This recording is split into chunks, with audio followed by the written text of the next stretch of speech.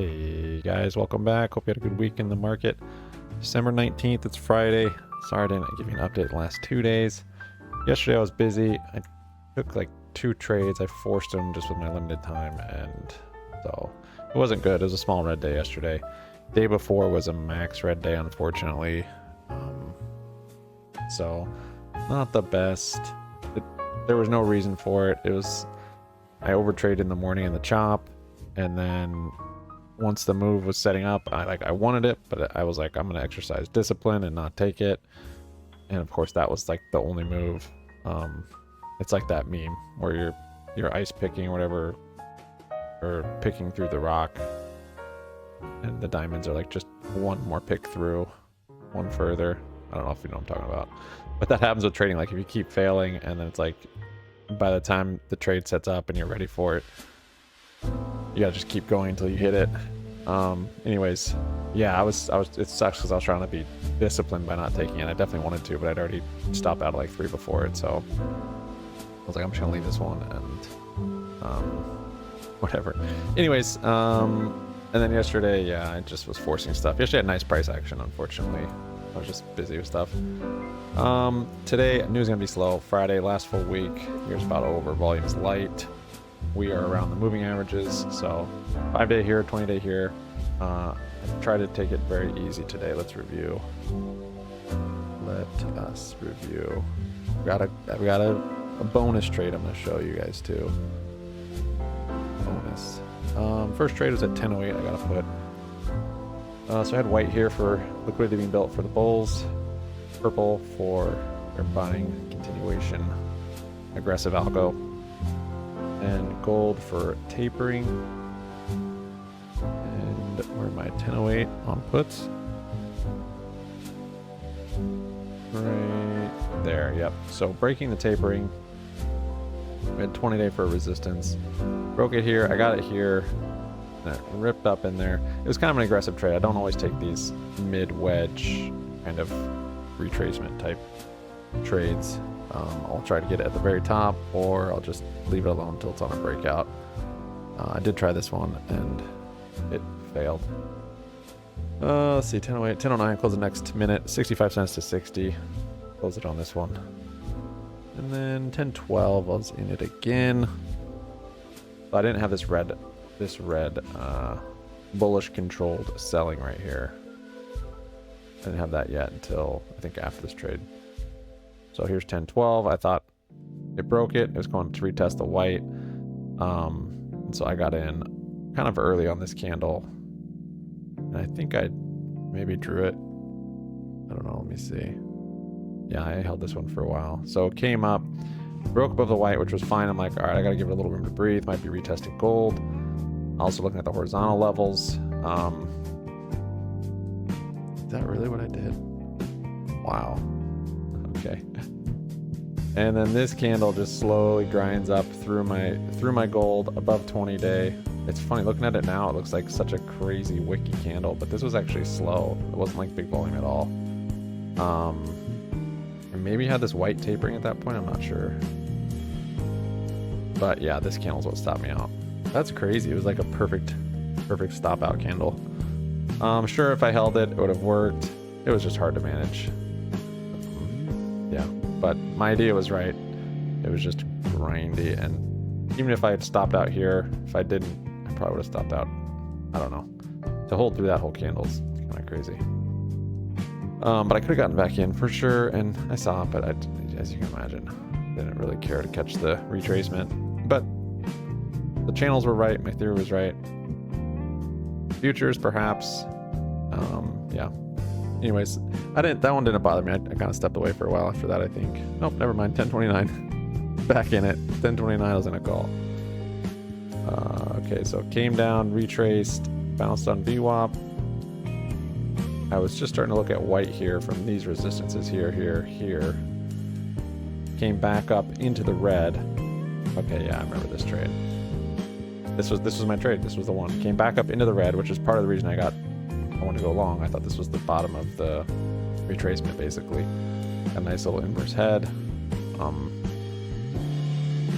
More importantly was that it broke this bullish controlled So it broke down, so I could have gotten a put there, but of course it would be short-lived, and I didn't have a really, yeah, anyways, I didn't want that. The fact that it came back up in it though is what made me bullish for a move back up, because basically we're bull flagging until we complete cups, or inverse cups rather. So I got one on this candle. So if you have purple here, I was trying to get it, I was trying to be as patient as I could. I wanted to get it here, but it just went, this one was fast, which went, and I almost got it there, and it kept going. I'm like, oh wow. And I waited on this one, and it came down a little bit, and I got in, thinking it might just keep grinding up this purple, ripping up it rather. But I also considered that it could still retest this magenta or this red. So that one I was like a little nervous about. But I had enough conviction that I got the first one 54 cents. And then I got the next one on this candle. Yeah, even though it kind of broke through, I don't know. I'd seen this before. I kind of just, yeah, I got another one here. I got another call, and then I was like, I'm gonna have gold for my stop. And thankfully these candles were pretty quick. I didn't have to endure too much discomfort. And this candle just ripped it out of there. So I was pretty stoked. Had two of them at that point. Of course, my first take profit's gonna be here with this red. There is a wick up here for that one, but yeah, I took the first call off right here for 65 cents at 32. So I guess on the very beginning of that candle. And then the next one I took at 34. So it came up, it broke my purple, and so that's why I got it. I got it like right up here though, but it's for the same price, 65 cents, just the wrong momentum. And by that point I think I maybe had white, so I thought, you know, I might go a little further, but I'm not sure if I had white yet. I think maybe I got white. Yeah, I got white from this resistance. Okay, that makes more sense. White actually ended up playing out, white and gold. Anyway, so that put me up, and I was happy to be up on a low volume Friday. And then, oh yeah, okay. So next trade was at 11:08. I got a call. So it came down, retested, and then I started getting this white. Kind of confirmed it here. So I had this for my support, kind of confirmed it with these. I considered jumping in the calls earlier here, because I put this purple in pretty quick. When it was still inside this red though, I was a little hesitant to jump in. So big green candle shot it out. I was like, oh man, here we go again. I jump in on that candle, so retesting this purple. And if you notice, this purple's a little different actually. This was a steeper one. It was probably this all along. I just didn't have it charted that way. I had it steeper. Right here, I just started charting the supports right there, and I think that ended up, I didn't really use that one again, but at least for right here, it worked. I got a call there. It did break it. I still could have a backup stop with magenta potentially if I want to hold it that long. But my target for this one isn't much because we've got the white now, this tapering white algo. So it's, you know, I'm not trying to, you know, yeah, great if it goes up there, but anyways, it didn't hang out too long, which was nice. So I got that 11:08 for 53 cents, and we had a couple green candles, which were nice. I closed it literally on this 11:12 candle, kind of like right in the middle there. It was close enough to my white line, and actually looking at it now, it was basically the high of day, other than that wick, which was I think a news wick. Yeah, 10 o'clock. That was a data wick. So yeah, got a nice little scalp right here. Could have caught it sooner, but you know what? I'm totally content with that. And a little green trade. So just trying to imagine like scaling up with these. Yeah, confidence grows. I could feel like a day like today, it's always good to just be scaled down. I'm just trying to get to the point where scaled down is a much higher amount. So again, still just working on confidence. But yeah, higher accuracy is the key for higher confidence. Close at 1:11:12, and then I had one more at 3:03. So left the charts alone. Once it was grinding up in this, I looked at it around here, and I considered going long after it broke this magenta again, or this red. But I just left it.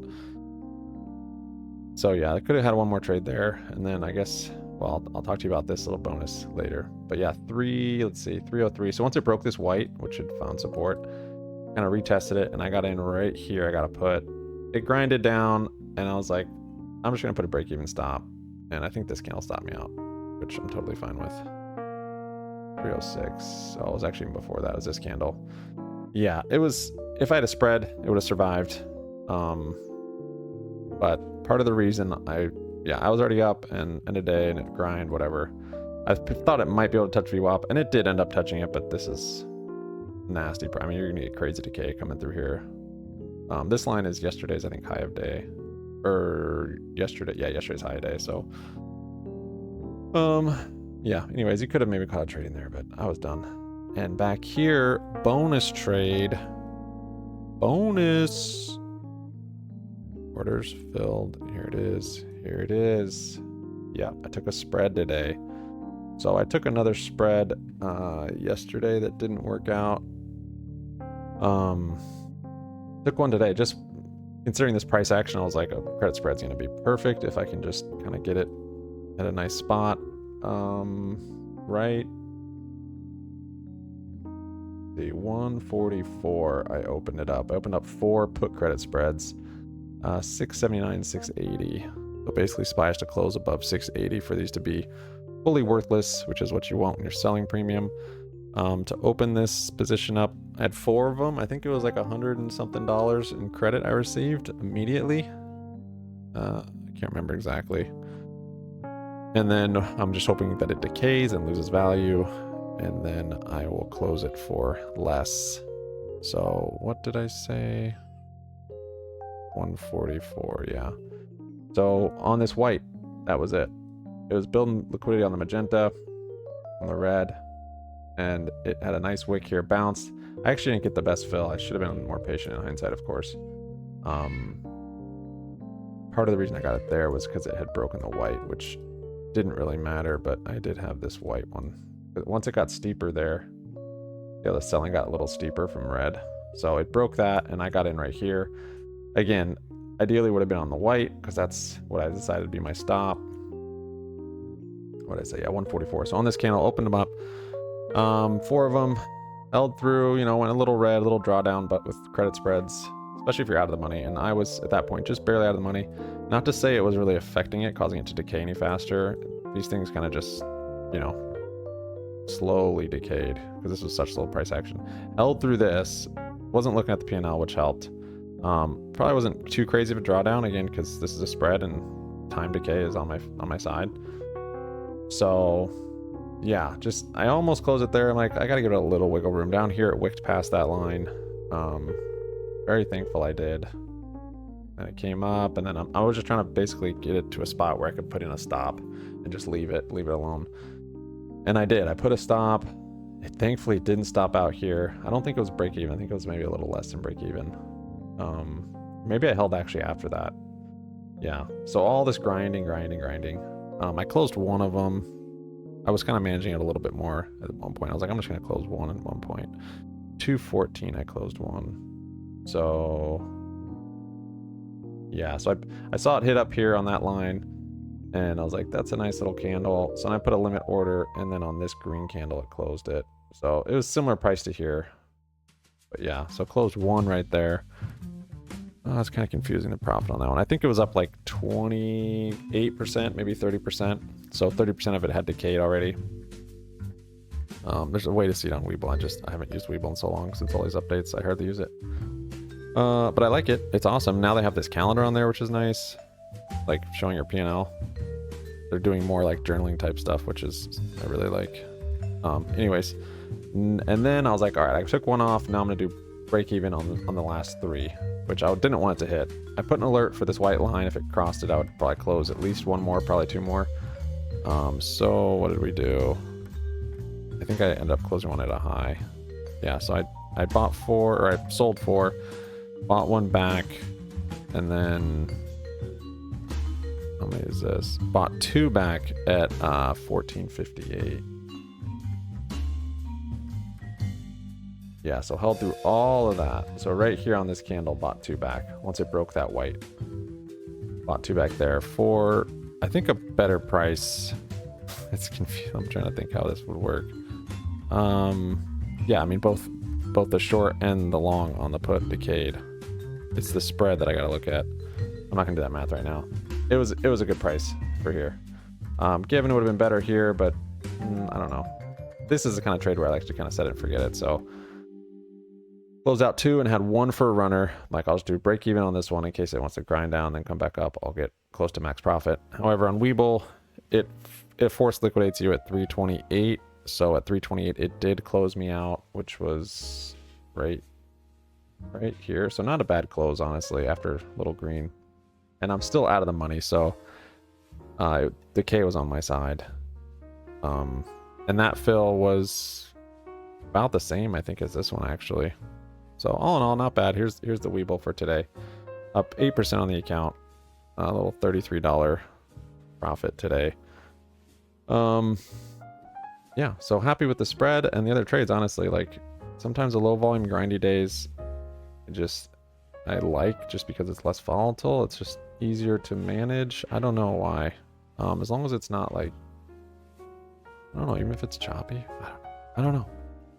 What I got, guys. Merry Christmas. Sub up, like up, comment down. Happy money sticks around. We'll see you on Monday, I think. I don't know. Market's going to be closed a lot this next. Let's see. Yeah, Monday will be open. Tuesday's open. I think probably Wednesday's close or half day, and then Thursday's closed. Friday might be half day. A lot of random hours. Next week's going to be low volume. Got to be very careful. So maybe do some spreads. Thanks, guys. Merry Christmas. Have a good weekend. Peace out.